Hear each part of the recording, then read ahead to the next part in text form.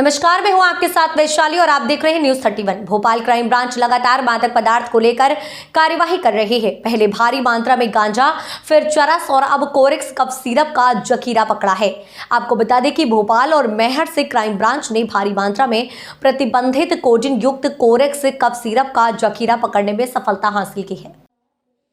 भोपाल से करीबन 26 लाख और मैहर से करीबन 12 लाख की प्रतिबंधित सिरप सहित लग्जरी गाड़ी को जब्त किया गया है। क्राइम ब्रांच डीसीपी श्रुत कीर्ति सोमवंशी और एडिशनल डीसीपी शैलेंद्र सिंह चौहान ने खुलासा करते हुए बताया कि आरोपी मेडिकल, मेडिसिन, होलसेल और रिटेल खरीद फरोख्त की आड़ में तस्करी कर रहा था। भोपाल क्राइम ब्रांच ने 127 पेटी शाहजहानाबाद गोदाम से जब्त की है। आरोपी अंकित महेश्वरी उर्फ अंकित बग मेडिकल स्टोर संचालित करता है। क्राइम ब्रांच डीसीपी ने बताया कि जिला मैहर पुलिस के नगर पुलिस अधीक्षक राजीव पाठक को मुखबिर के से गुप्त सूचना मिली कि प्रदेश में अवैध मादक पदार्थ कोडीन युक्त कोरेक्स कफ सिरप की अवैध तस्करी का बड़ा व्यापार और तस्करी की जा रही है, जिसका मुख्य केंद्र शाहजहानाबाद भोपाल में है। भोपाल में बैठे ड्रग लॉर्ड द्वारा प्रदेश में अवैध रूप से कोडीन युक्त कोरेक्स कफ सिरप की सप्लाई प्रदेश में की जा रही है। उसी ड्रग माफिया द्वारा जिला मैहर में भी अवैध मादक पदार्थ कोडीन युक्त कोरेक्स कफ सिरप सप्लाई किया जा रहा है। इस आधार पर क्राइम ब्रांच की विशेष टीम का गठन किया गया। डीसीपी क्राइम श्रुति कीर्ति सोमवंशी ने बताया कि मैहर पुलिस की सूचना पर भोपाल पुलिस आयुक्त हरिनारायण चौरी मिश्रा, अतिरिक्त पुलिस अधीक्षक अनुराग शर्मा ने धरपकड़ आरोपियों की कार्यवाही करने के निर्देश दिए हैं। आगे आरोपी से पूछताछ में सप्लाई को लेकर और भी खुलासे हो सकते हैं। क्राइम ब्रांच द्वारा जो भोपाल में ऑपरेशन अंकुश चलाया जा रहा है, उसके संबंध में लगातार जो भी सूचनाएं मिल रही हैं उस पर कार्रवाई की जा रही है। रिसेंटली हम लोग को ये एक सूचना मिली थी कि शाहजहानाबाद में एक स्थान पर कुछ बॉक्सेस में जो कोडीन युक्त कफ सिरप है उनका भंडारण किया गया है और उसको इलीगल रूप से बेचे जाने की संभावना है। उस संबंध में हम लोगों ने थोड़ी सी जांच पड़ताल की और उसके बाद जो लोकेशन प्राप्त हुई थी वहाँ पर हमने रेड की थी, जहाँ पर करीब 127 पेटी लगभग 15,000 के ऊपर की बॉटल जो है, जिनकी कीमत लगभग 26 लाख के आसपास होगी, वो प्राप्त हुई है।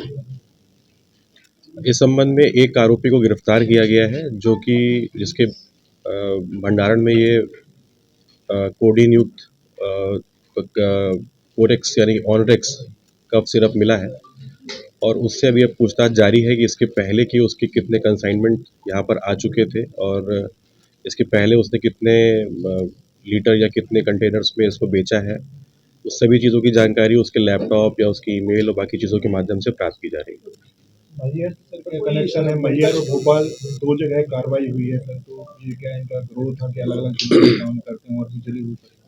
दरअसल जो ये आपका कफ सिरप है, इसका सप्लाई मैहर, कटनी और इस तरह के क्षेत्रों में ज़्यादा है। तो वहाँ पर जब ये एक पहली कार्रवाई हुई थी तो वहाँ से हमें ये सूचना प्राप्त हुई थी कि इनका जो सप्लाई का चेन है उसका एक लिंक भोपाल में भी है। उसी सूचना पर काम करते हुए हम लोगों ने ये रेड की थी और उसके बाद ये उसमें जब्ती की है। इसमें जो इसके बैकवर्ड लिंकेजेस हैं हम लोग उस पर भी अभी काम कर रहे हैं कि ये पीछे कहाँ से मैन्युफैक्चर होके और फिर किस किस रूट से मध्य प्रदेश में आ रहा है, उस पर भी सूचना प्राप्त की जा रही है। भोपाल में अभी इसके अलावा फ़िलहाल जो ये व्यक्ति इसको पकड़ा है उससे अभी और बरामदगी नहीं हुई है, लेकिन उससे पूछताछ जारी है और उसकी जो पीआर ली गई है उसमें और भी इन्फॉर्मेशन निकल के आएंगे। और साथी तो होंगे सर इसके, क्योंकि इतने सारा इसके पास से बरामदगी हुई है, साथ में कंपनी एक साथ इतना कैसे दे सकती है, इसकी चेन के बारे में? दरअसल ये जो कोडीन युक्त कफ सिरप है इसको लेके जो लॉज हैं वो बहुत क्लियर नहीं है। 2016 में इसमें बैन लगा था, उसके बाद इसको हाई कोर्ट ने इंटरिम रूप से इस बैन को हटाया था। तो कुछ कुछ स्टेट्स में इस पे बैन है, कुछ कुछ स्टेट्स में बैन नहीं है। मध्य प्रदेश में इसके ऊपर बैन लगाया गया है, जिसके ऊपर हाई कोर्ट में केस चल रहा है और तमाम तरह के और भी लिटिगेशंस इस मामले में चल रहे हैं।